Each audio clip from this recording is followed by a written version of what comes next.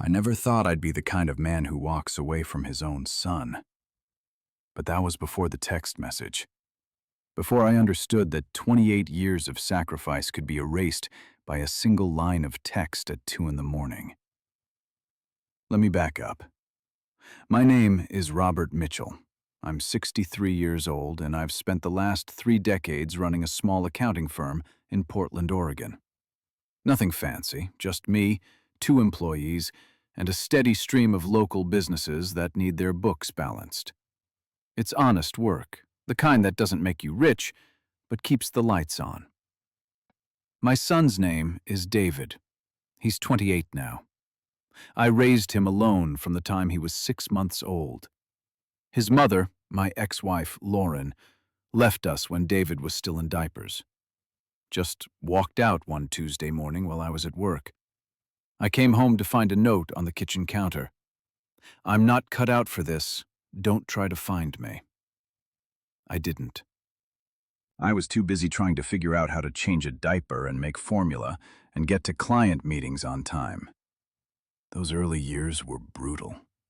I'd wake up at 5 to feed David, drop him at daycare by 7, work until 6, pick him up, come home, make dinner, give him a bath, read him stories, put him to bed by 8, then stay up until midnight finishing work I couldn't get done during the day. I did that for years. When David was 4, he asked me why he didn't have a mommy. I told him, "Some people aren't ready to be parents, but I am, and I'm enough." He hugged my leg and said, "You're the best, Daddy." I believed that. For 28 years, I believed I was enough. David was a good kid, smart, funny. He played baseball in high school, not because he was particularly athletic, but because I told him it would teach him discipline. He made varsity his junior year. I never missed a game, not one. When he was 16, he wanted to go to a summer music camp in Boston. It cost $3,000. I didn't have $3,000. But I picked up weekend tax prep work for 2 months and made it happen. He came back and played guitar for me in the living room, smiling so wide I thought his face might crack. College was harder. David got into Boston University. Good school, expensive school. $42,000 a year, and that was 10 years ago. I took out loans, worked extra clients, skipped vacations, drove the same beat-up Honda Civic for 12 years. David graduated with a degree in marketing. He stayed in Boston, got a job at a tech startup, started making real money, more than I'd ever made. I was proud. 2 years ago, he called me. "Dad, I met someone." Her name was Alexandria. She came from money, old Boston money. Her father was a surgeon. Her mother sat on charity boards. They lived in a house in Wellesley with 7 bedrooms and a 3-car garage. I met her once at Thanksgiving. She was polite, a little cold. She called me Mr. Mitchell, even though I told her 3 times to call me Robert. David seemed happy, though. That's all that mattered. Last September, he called again. "Dad, I'm getting married." I felt something swell in my chest. Pride, joy, relief, all of it at once. "That's wonderful, son. I'm so happy for you." "Thanks, Dad. We're thinking next June. Alexandria wants a big wedding. Her parents are helping, but I was hoping you could contribute too." "Of course," I said. "How much do you need?" "Well, the venue alone is $30,000. I went quiet. "Dad? $30,000? I know it sounds like a lot, but Alexandria's parents are covering most of it. We were hoping you could do maybe 20? $20,000. I looked around my small apartment, the same place I'd lived in for 15 years. 1 bedroom, 1 bathroom, A kitchen the size of a closet. I'd never upgraded because I was too busy paying for David's education, David's car insurance, David's security deposit when he moved to Boston.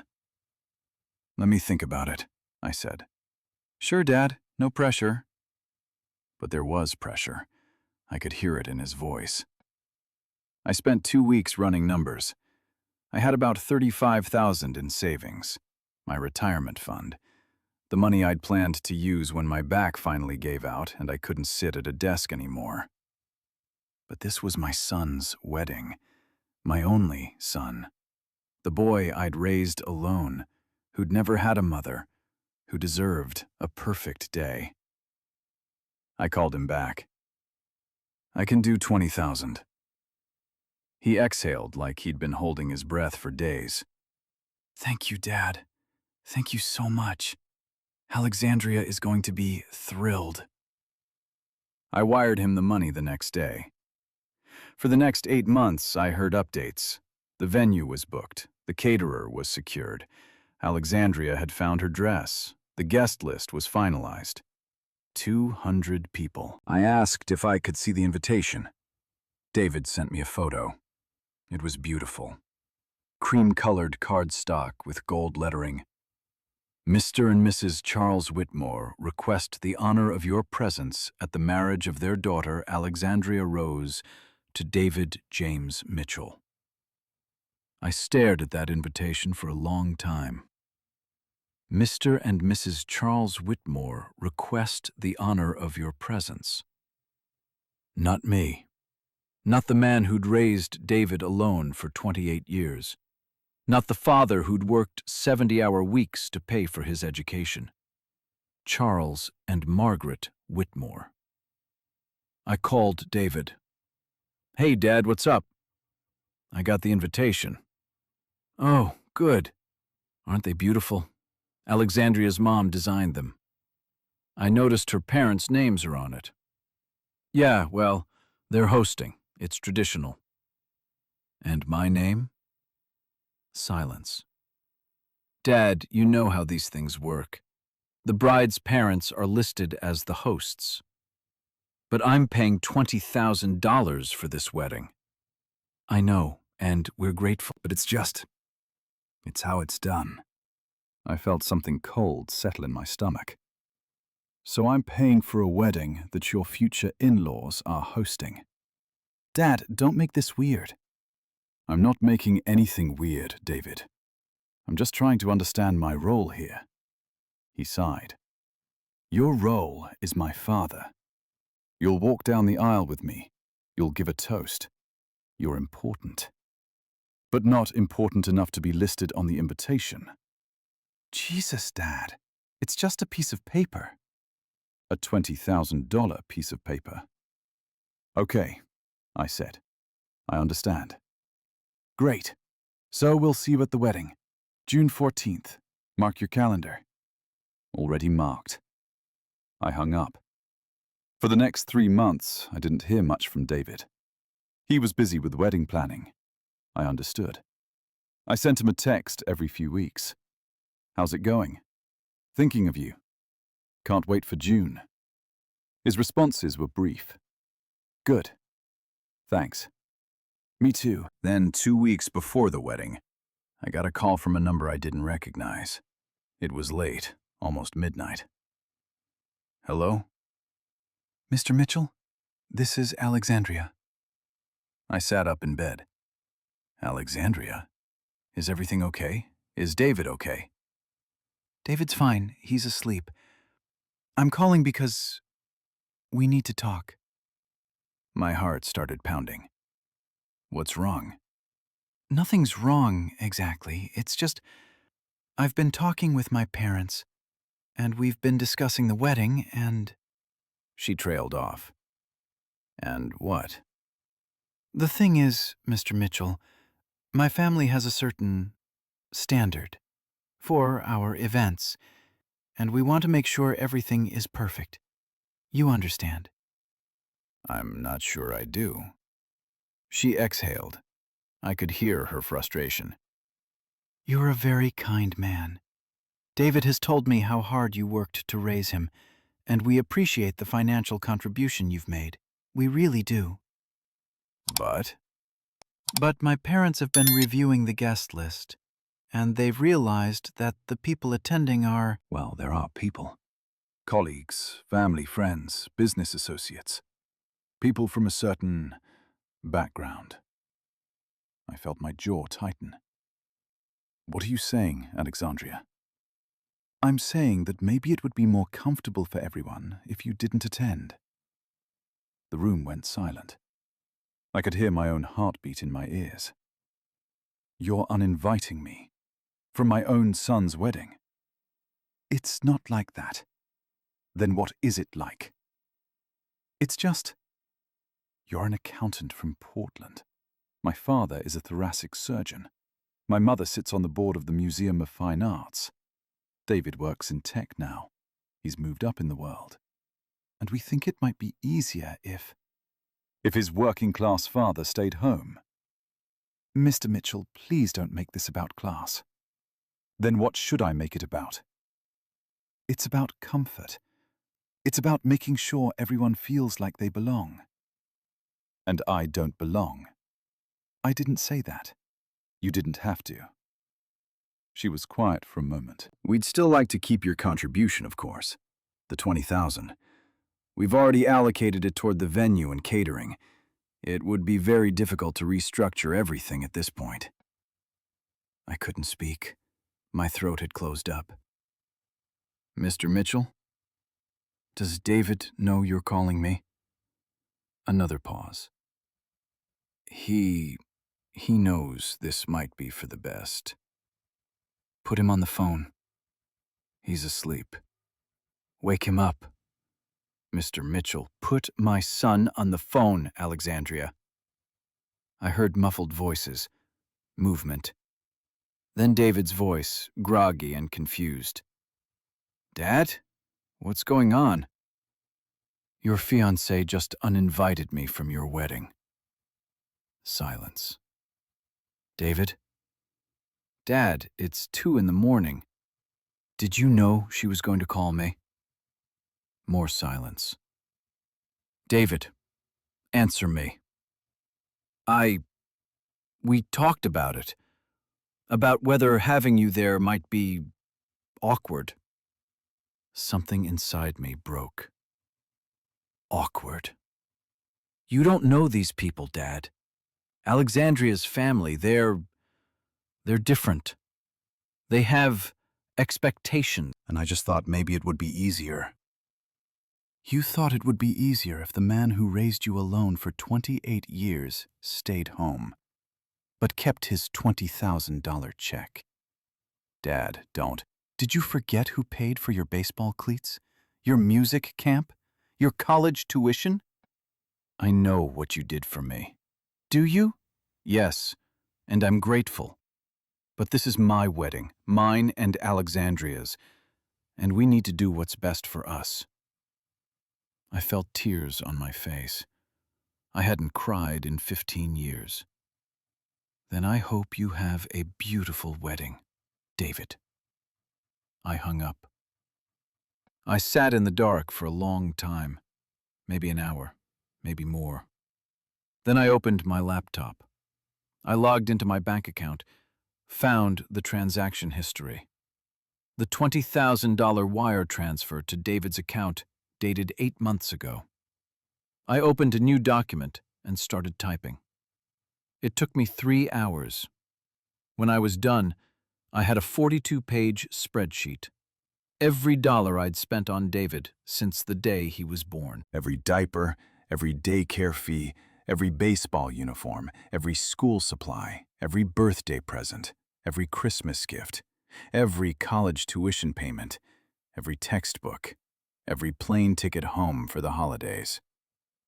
28 years of expenses.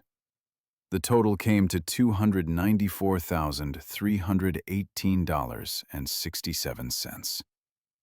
I added a note at the bottom.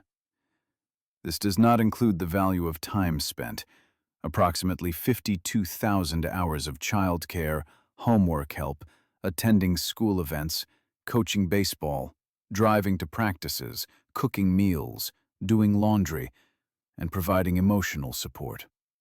If valued at minimum wage, this would add approximately $377,000 to the total. I saved the file. Then I did something I'd been thinking about for 2 weeks, but hadn't had the courage to do. I opened my email and drafted a message to David. Subject: Wedding Contribution. David, after careful consideration, I've decided to withdraw my $20,000 contribution to your wedding. I've contacted the venue and explained that the funds were transferred in error. They've agreed to refund the amount to my account. I understand this may cause complications with your planning, but I'm confident that Alexandria's parents, who are, after all, the hosts of this event, will be able to cover the shortfall. I've attached a detailed accounting of every dollar I've spent raising you over the past 28 years. I thought you might find it interesting. It's helped me put things in perspective. I won't be attending your wedding. Not because I'm uninvited, but because I choose not to come. I hope you and Alexandria have a wonderful day surrounded by your people. I wish you all the best. Dad. I attached the spreadsheet. I hovered over the send button for 10 minutes. Then I clicked it. I closed my laptop and went to bed. I didn't sleep. At 7 in the morning, my phone started ringing. David. I didn't answer. He called 6 more times. Then Alexandria called. Then a number I assumed was her mother. I turned my phone off. At 9, I got dressed, got my car, and drove to my office.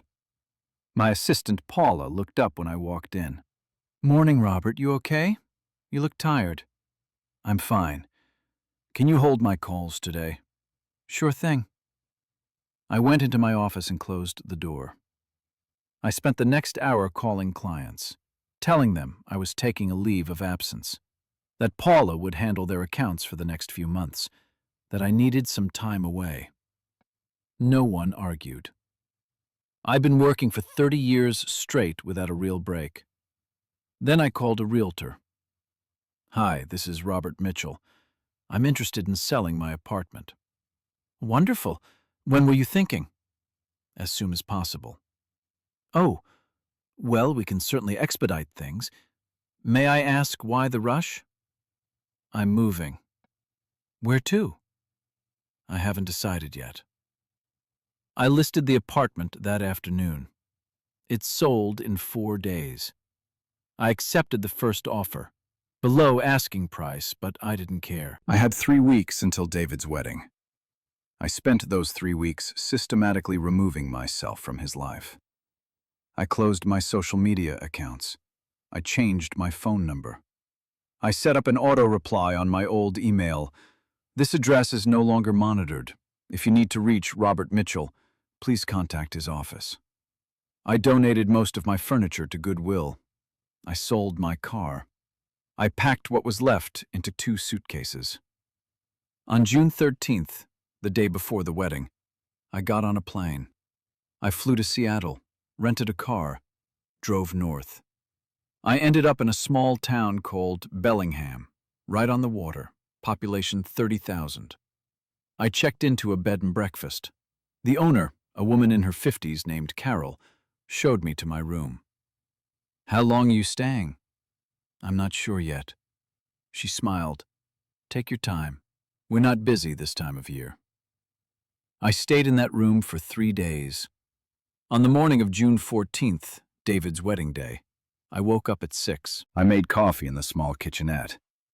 I sat by the window and watched the sun rise over Bellingham Bay.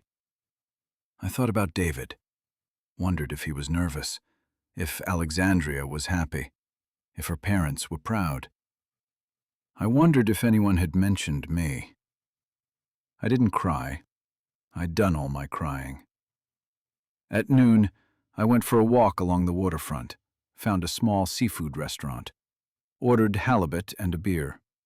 The waitress, a young woman with kind eyes, asked if I was celebrating anything. Not really, I said. Just existing. She laughed. That's worth celebrating.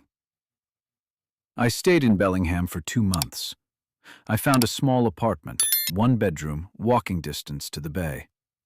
I got a part-time job at a local accounting firm, just enough to pay the bills. I started going to a coffee shop every morning, made friends with the owner, started playing chess with a retired teacher named Frank. I learned how to sail.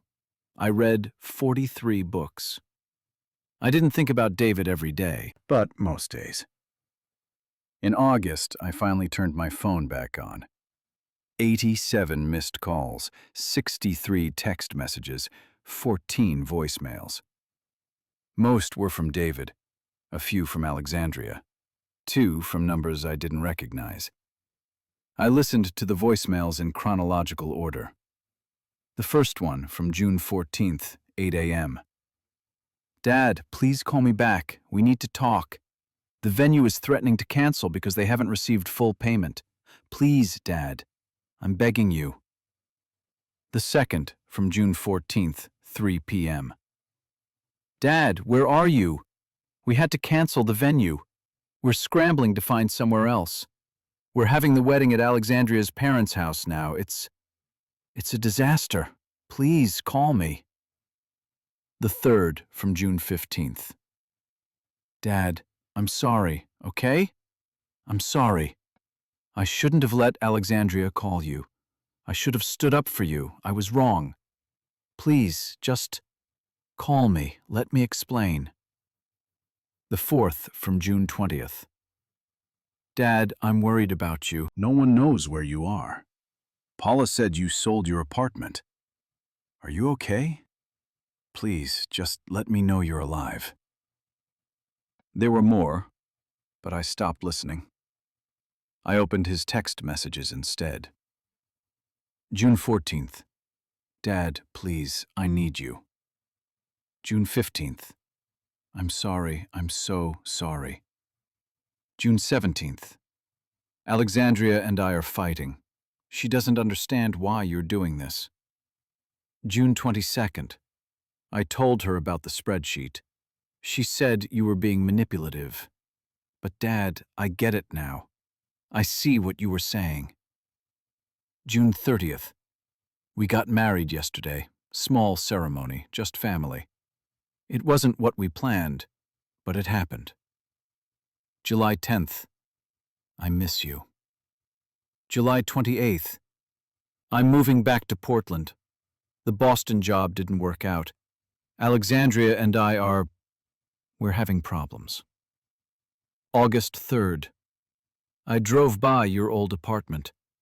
The new owners said you moved. Where did you go? I put the phone down. I walked to the waterfront, sat on a bench, watched the boats. Frank found me there an hour later. You look like a man with something on his mind. I told him everything. When I was done, he was quiet for a long time. You gonna call him back? I don't know. He's your son. He's the man who uninvited me from his wedding. He's also the man who apologized, who admitted he was wrong. Words are cheap, Frank. So are grudges. I thought about that. What would you do? Frank shrugged. I lost my daughter 8 years ago. Cancer. I'd give anything to hear her voice again, even if she'd hurt me, even if she'd broken my heart. I closed my eyes. But that's me, Frank said. You have to decide what you can live with. I went home, made dinner, tried to read. At 10 p.m., I picked up my phone. I drafted a text to David. Then I deleted it. I drafted another one, deleted it. Finally, I just typed, I'm okay. I'm safe. I need more time. I hit send before I could change my mind. 3 dots appeared immediately. Then, thank God, I've been so worried. Then, I love you, Dad. Then, take all the time you need. I didn't respond. I turned off my phone and went to bed. It's been 6 months now. I still live in Bellingham. I still work part-time. I still play chess with Frank. David texts me once a week. Short messages, updates on his life. He and Alexandria are getting divorced. He moved back to Portland. Found a job at a smaller firm. Lives in a studio apartment. He asks if he can visit. I haven't said yes yet. But I haven't said no either. Some days I think about forgiveness. About what it would mean to let him back in. Other days I think about that text message. That phone call. The casual cruelty of being told I wasn't good enough for the life I'd paid for. I don't know if I'll ever get past it. But I know this. I spent 28 years being enough for David. Sacrificing everything to give him a better life. Now, for the first time, I'm learning to be enough for myself. And maybe that's the real gift I gave him. Not the money, not the time, not the love, but the lesson that some actions have consequences, that some words can't be unsaid, that some bridges once burned take a lifetime to rebuild. If he's willing to do that work, maybe someday I'll meet him halfway. But it won't be today. Today, I'm going sailing with Frank. We're leaving at dawn. We'll be gone all day, and for the first time in 28 years, I won't be thinking about my son. I'll just be thinking about the wind and the water and the life I'm building for myself. One day at a time.